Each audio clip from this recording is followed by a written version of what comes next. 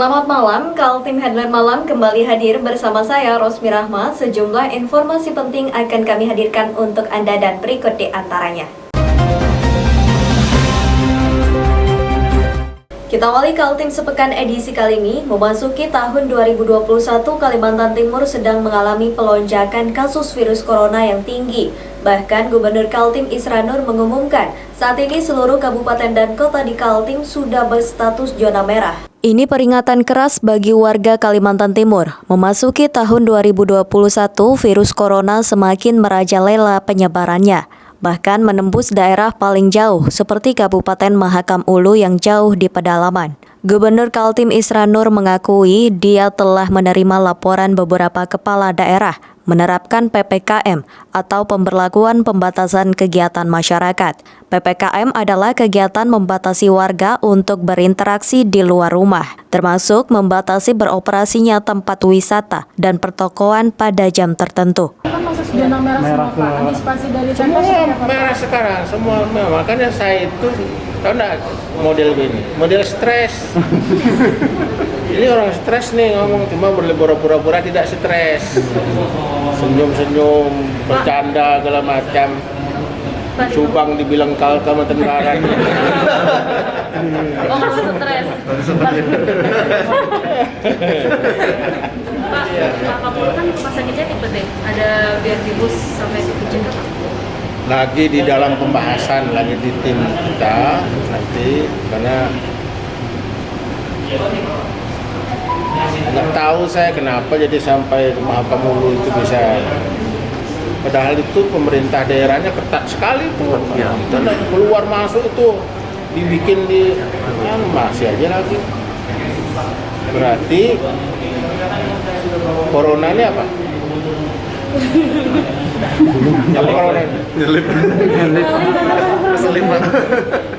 Jadi corona ini teknologinya lebih canggih daripada teknologi kita ini. Balikpapan dan Kutai Kartanegara menjadi kawasan zona merah terparah dalam jumlah kasus aktif virus corona. Sampai dengan Kamis 21 Januari 2021, menurut Satgas COVID-19 Kaltim, ada 1.564 kasus terkonfirmasi positif di Balikpapan dan sebanyak 1.291 kasus aktif di Kabupaten Kutai Kartanegara. Peningkatan kasus aktif membuat kedua daerah itu kewalahan menangani pasien terkonfirmasi positif yang memerlukan perawatan rumah sakit. Menurut Rizal Effendi, Wali Kota Balikpapan, yang juga Ketua Satgas Penanganan COVID-19 Balikpapan, dari 11 rumah sakit dengan 459 tempat tidur, di kota itu tinggal tersisa 36 tempat tidur pada 19 Januari lalu. Begitu juga dengan ruang ICU, dari 37 tempat tidur, sudah terisi 33 dan sisanya itu dicadangkan untuk bayi dan anak-anak. Di Kabupaten Kutai Kartanegara, 2 tempat disiapkan untuk menampung pasien terkonfirmasi positif yang memerlukan perawatan ruang isolasi, yaitu di Wisma Atlet Tenggarong Seberang dan Rumah Sakit AM Parikesit. Kedua tempat ini juga dikabarkan sudah nyaris penuh. Gubernur Kaltim Isra Nur mengatakan, pada kepala daerah cukup membuat surat pemberitahuan untuk mengambil tindakan yang harus dilakukan di daerahnya. Selain Balikpapan dan Kukar yang memberitahukan melaksanakan PPKM, ada juga Samarinda, Bontang, dan Berau. Sekarang tergantung kita, gubernur tergantung daripada pemerintah kabupaten kota. Sekarang kemarin Balikpapan sudah melaksanakan PSBB. PPKM? Ya, PPKM sama aja. Kemudian Samarinda, kemudian Kukar melaksanakan, itu ada dari Kukar ya. Mungkin kemungkinan melaksanakan apa tadi? PPKM. Nah, PPKM itu ada. Kemudian Berau. Jadi tergantung, kalau jadi udah kita gubernur hanya tinggal. Berarti prosesnya ke gubernur dulu Pak yang penyidik. Ya, approve aja. Tim Kaltim TV Hardin melaporkan.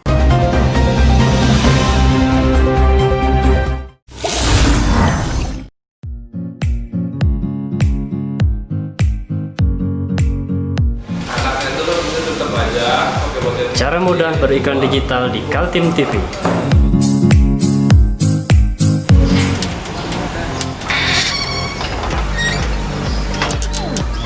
Yang pertama, jadilah sahabat Kaltim TV.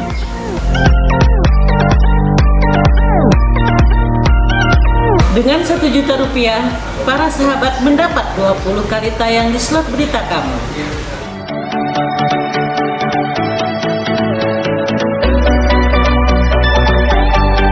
Dengan 20 detik, dapat menjangkau 20.000 penonton.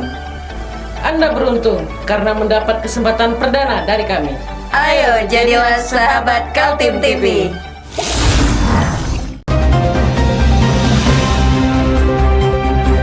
Bencana banjir di Kalimantan Selatan mengusik kepedulian warga Kalimantan Timur. Kelompok masyarakat dari Taruna Tanggap Bencana atau Tagana didukung Wakil Gubernur Hadi Mulyadi mengirimkan bantuan kepada korban yang membutuhkan. Banjir besar menimpa Kalimantan Selatan, setidaknya ada 10 kabupaten kota terendam setelah hujan tak kunjung reda. Selama 3 hari turun menimpa provinsi itu.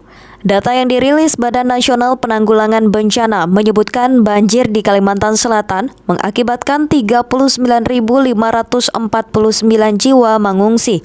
Banjir terjadi di Kabupaten Tapin, Kabupaten Banjar, Kota Banjarbaru, Kota Tanah Laut, Kota Banjarmasin, Kabupaten Hulu Sungai Tengah, Kabupaten Balangan, Kabupaten Tabalong, Kabupaten Hulu Sungai Selatan, dan Kabupaten Batolah. Prihatin dengan penderitaan warga Kalsel, Tagana bersama dengan Dinas Sosial Kaltim bergerak membantu. Didukung oleh organisasi perangkat daerah, akhirnya terkumpul sembako berupa 1 ton beras, mie instan, minyak goreng, serta pakaian, selimut dan alat pelindung diri berupa masker dan vitamin. Setidak-tidaknya bisa memberikan makanan siap saji kepada mereka dalam situasi yang sulit seperti ini. Tentu ini belum maksimal karena memang pemerintah pusat juga akan membantu. Tapi setidak-tidaknya ini bagian dari solidaritas bentuk gotong royong kita memberikan bantuan kepada. Tim Tagana Kaltim diperkirakan berada di Kalsel selama 7 hari. Tim didukung kendaraan berupa 1 unit truk dapur umum lapangan, 1 unit truk serbaguna, 1 unit mobil rescue double cabin, dan 1 unit motor trail TRC serta 2 unit perahu karet. Di bantuan sembako dari OPD-OPD lain, Pak. OPD ini siapa, apa aja Pak yang membantu? Datanya ada sebenarnya, tinggal dipoto aja. Jadi teman-teman OPD alhamdulillah seperti Dispora itu 50 dos vitamin, paling tidak membutuhkan vitamin. Ada yang memberi bantuan sarung karena memang kedinginan. Yang kedua tentunya yang lebih utama itu kita membuka dapur umum nanti. Dapur umum itu ya sekali bisa masak itu bisa 10 dos bisa masuk. Di dapur kita besar dapur umum. Dan ada juga dari masyarakat, dari komunitas Pasar Rahmat, komunitas Pasar Pagi itu membantu bungkus nasi. Macam-macam bantuan ini dibawa semua di mobil. Kalau yang ini kan khusus bantuan Wagub yang di mobil. Mudah-mudahan ini kan 7 hari aja estimasinya nih. 7 hari. Jadi pemberangkatan itu gitu di darat, begitu buntu ya stop situ bikin dapur. Kalau itu masih bisa dilewati oleh kendaraan bermotor, kami distribusi nasinya pakai motor. Bencana banjir di Kalimantan Selatan mendapat perhatian dari Presiden Joko Widodo dengan mendatangi langsung lokasi banjir dan menemui korban. Banjir di Kalimantan Selatan tidak pernah terjadi sebelumnya dan banyak yang menuding semua terjadi karena sudah rusaknya lingkungan. Tim Kaltim TV, Hardin melaporkan.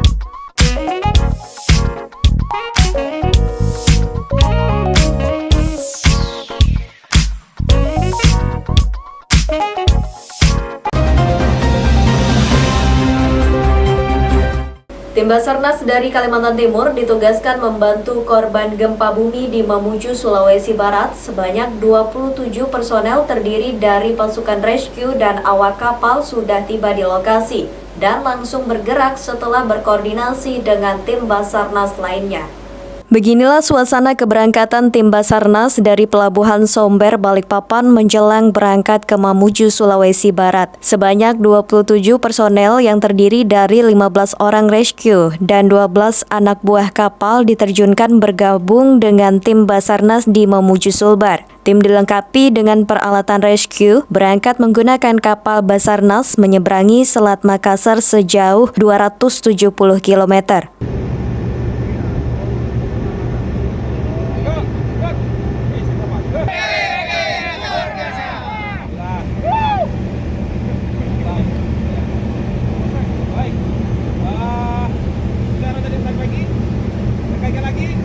Kita bawa sudah naik semua ongkosnya.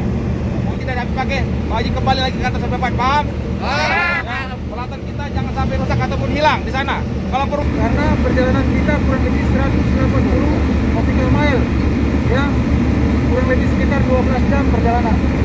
Untuk itu, semoga perjalanan selama dari Balikpapan ke Mamuju tidak ada kendala hambatan yang. Amin. Ya, untuk itu saling ingatkan rekan-rekan yang lain, ya, saling ingatkan, jangan sampai ceroboh, ya. Tadi sudah sampaikan kasih operasi, ini bencana, tolong saling ingatkan. Setelah perjalanan kurang lebih 12 jam, tim Basarnas Kaltim tiba di Mamuju dan langsung melakukan koordinasi dengan tim Basarnas yang sudah membangun posko. Mereka mengaku sudah siap untuk melakukan pencarian dan pertolongan terhadap korban gempa. Gempa di Sulawesi terjadi 2 kali pada hari Kamis dan Jumat dini hari. Korban meninggal dunia menurut data sementara sebanyak 45 orang, dengan ratusan orang yang terluka. Dalam video yang tersebar di media sosial bahkan terlihat bangunan-bangunan yang rusak, termasuk kantor Gubernur Sulbar. Beredar juga video korban yang terjebak dalam reruntuhan bangunan. Selamat malam, saat ini pukul 9:19 waktu Indonesia Tengah. Kami dari Basarnas Kaltim sudah tiba tadi pukul sekitar 8.30 tadi hari ini pada hari Jumat. Saat ini kami berada di Plaza Matos, ya. Kondisinya cukup perhatikan, ini ada bekas runtuhannya. Kita tidak bisa mendekat karena posisinya cukup berbahaya. Saat ini kita berusaha untuk mencari informasi terkait dengan data-data dan juga menunggu koordinasi dari pihak Basarnas Mamuju. Saya kira lagi menunggu untuk pengarahan lebih lanjut dari Mamuju. Untuk sementara kondisi saat ini blackout, ya, mati lampu semua di sekitar pelabuhan dan Plaza Mall Matos ini. Tidak ada aktivitas, hanya beberapa motor lewat dan beberapa mobil yang nyala lampunya. Namun sementara belum ada kita temukan tanda-tanda korban. Sekian, terima kasih. Tim Basarnas Kaltim memperkirakan akan berada di Sulbar selama 1 pekan. Namun tidak menutup kemungkinan masa tugas itu akan bertambah sesuai dengan kebutuhan lapangan. Tim Kaltim TV melaporkan.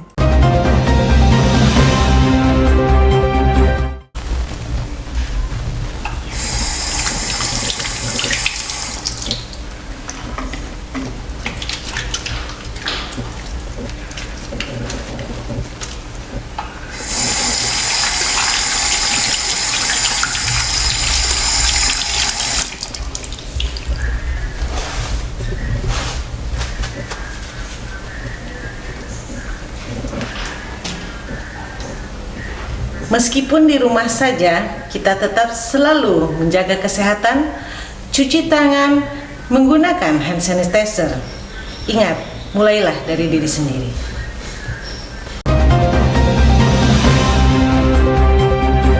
Maraknya pertambangan batu bara secara ilegal di Kalimantan Timur diakui Kepala Dinas Energi Sumber Daya Mineral, Christian Beni.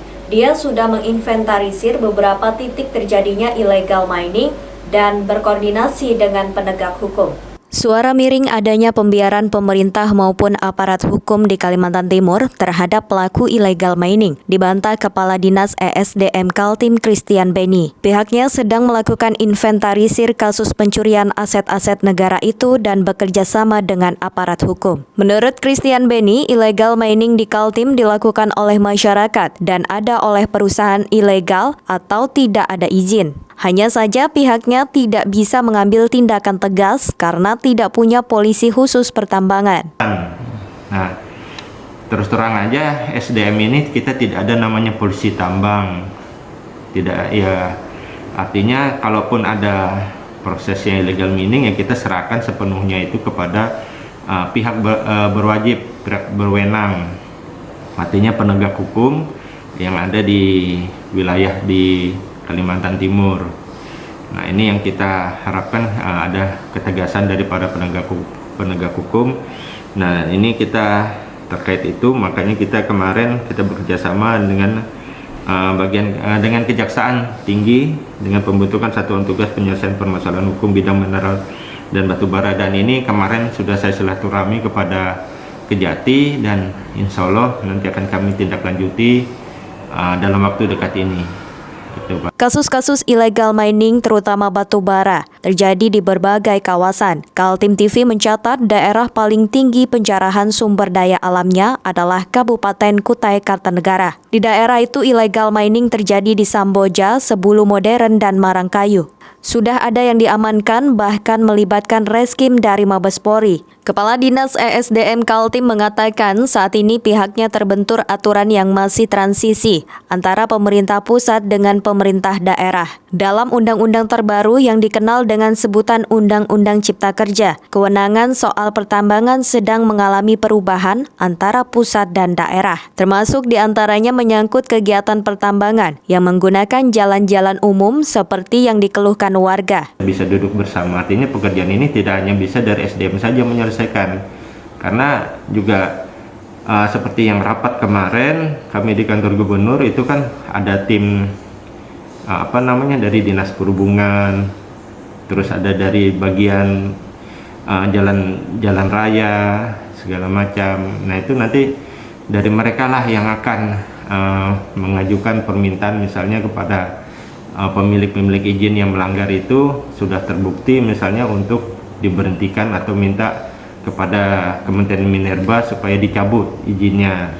Nah, seperti kayak kemarin yang untuk jalan-jalan yang di daerah tanah datar misalnya, itu kan banyak juga tuh, ada sekitar 18 titik ternyata yang jadi perlintasan dari izin-izin IUP. Nah, itu kan sebenarnya kan harus ada izin khusus. Nah, ternyata didapat kemarin tidak ada. Beni mengatakan pada prinsipnya Dinas ESDM Kaltim dan Pemprov Kaltim menginginkan hasil sumber daya alam semaksimal mungkin bisa dinikmati masyarakat Kaltim. Tim Kaltim TV, Hardin melaporkan.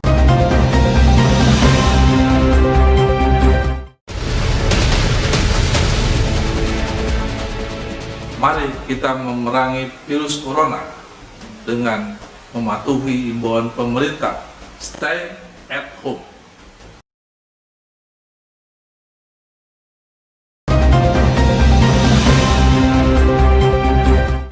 Informasi selanjutnya, ada kabar gembira bagi para penggemar kopi luwak. Ternyata di Kabupaten Kutai Kartanegara ada kelompok tani yang sedang giat-giatnya membangun kampung kopi luwak.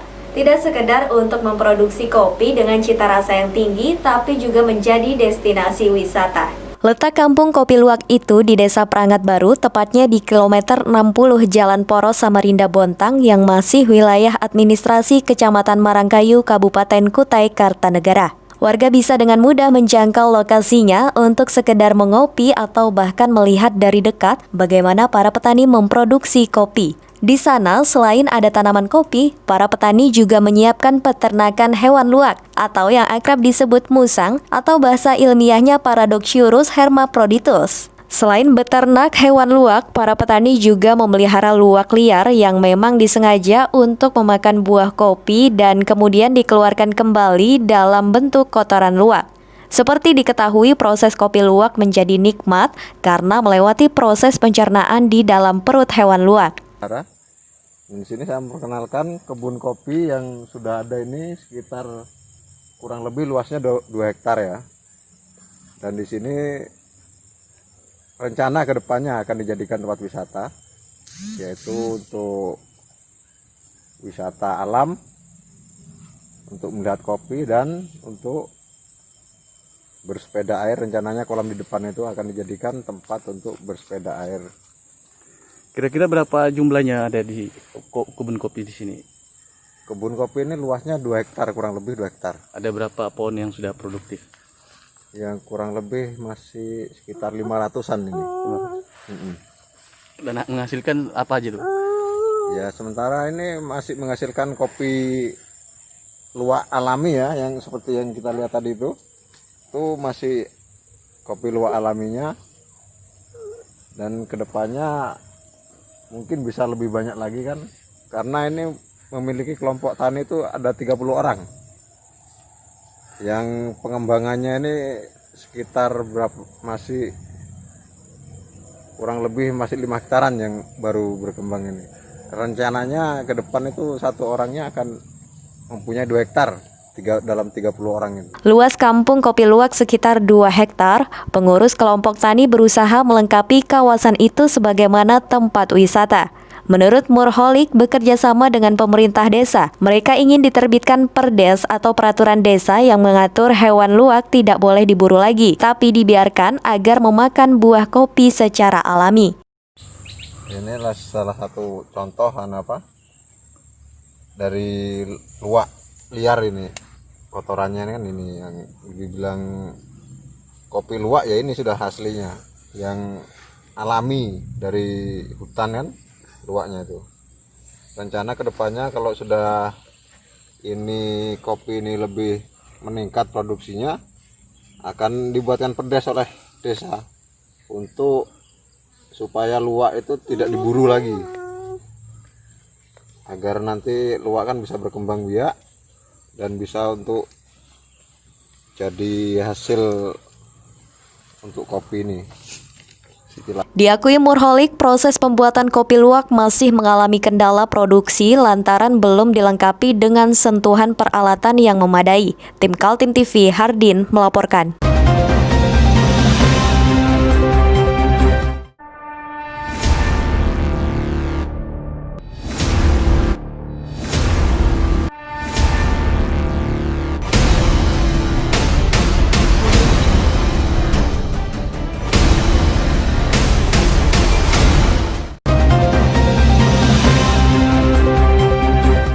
Rapat perdana Komisi 2 DPRD Kaltim dengan Pemprov khususnya stakeholder yang membidangi Perusda berlangsung dinamis di gedung DPRD Kaltim. Selain mendapatkan informasi perkembangan Perusda, Komisi 2 menyampaikan keinginannya menjadi pengawas aktif terkait bisnis badan usaha milik daerah itu. Memasuki bulan Januari 2021, Komisi 2 DPRD Kaltim yang membidangi ekonomi langsung tancap gas, mendorong Pemprov Kaltim membenahi Perusda atau perusahaan daerah yang kerap juga disebut badan usaha milik daerah. Informasi yang diperoleh Komisi 2 DPRD Kaltim, saat ini ada 7 Perusda yang status direksinya tidak lagi definitif. Pemprov menunjuk para direksi sebagai pelaksana tugas, sampai dilakukan rekrutmen direksi baru yang belum diketahui sampai kapan. Lantaran itu, Komisi 2 menilai sistem rekrutmen direksi adalah pintu masuk yang strategis untuk membenahi Perusda. Komisi 2 tidak menginginkan direksi dipilih karena nepotisme pejabat Pemprov yang sedang berkuasa. Rekrutmen ini harus disampaikan kepada DPRD. Meskipun secara aturan DPRD tidak bisa terlibat langsung dalam hal rekrutmen itu, tetapi fungsi pengawasan, fungsi monitoring kita untuk mengantisipasi kejadian-kejadian yang tidak kita inginkan seperti ini misalnya. Nah, kalau misalnya kejadian-kejadian seperti ini terjadi, tidak bisa juga kita langsung serahkan bahwa ini sudah ditangani hukum, pemerintah sudah lepas tangan. Tidak bisa seperti itu. Karena kenapa? Apa kerjanya Dewas yang lalu? Apa kerjanya komisaris yang lalu? Mestinya kan itu melakukan fungsinya sebagai pengawas Perusda-perusda yang ada. Jangan timbul persoalan begini semua lepas tangan. Kan kita tidak mau seperti itu. Kalau tinggal semuanya nanti berujung kepada kepada hukum seperti yang ada sekarang, seperti PT Aku, kemudian PT MMP sekarang juga yang lagi diperiksa masalah penyertaan PI. Untuk apa ada dewan pengawas? Untuk apa ada komisaris yang kita tempatkan dan kita gaji seperti itu? Bukan rahasia umum lagi, selama ini Perusda menjadi sumber pendapatan baru pejabat pemerintah yang mengangkat para direksi. Akibatnya Perusda tak mampu berkembang, bahkan menjadi beban APBD Kaltim karena terus-menerus dibiayai pemerintah. Sutomo Jabir mengatakan Komisi 2 sebagai mitra eksekutif akan mengawasi perjalanan Perusda, dimulai dari sistem rekrutmen direksi sampai pada pelaksanaan rencana bisnis ke depan. Ini adalah pintu bagus lah kalau mau menyeleksi secara betul. Yang saya tidak mau, jangan sampai ini aturan ini cuma mengikuti alur aja, jangan sampai orangnya udah dipersiapkan lebih dulu tinggal mengikuti alur ini, itu yang kita tidak mau. Sehingga mudah-mudahan tim penyeleksi nanti ini, kemudian tim UKK ini betul-betul independen, tidak terkait dengan kepentingan manapun. Sehingga Tim Kaltim TV, Hardin melaporkan.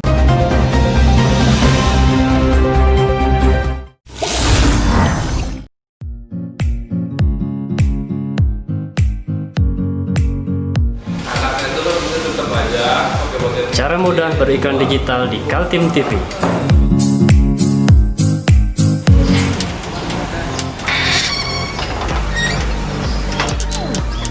Yang pertama, jadilah sahabat Kaltim TV.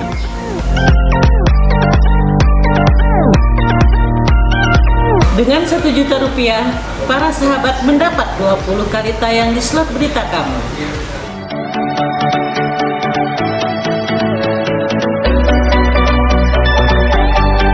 Dengan 20 detik dapat menjangkau 20.000 penonton. Anda beruntung karena mendapat kesempatan perdana dari kami. Ayo jadilah sahabat Kaltim TV.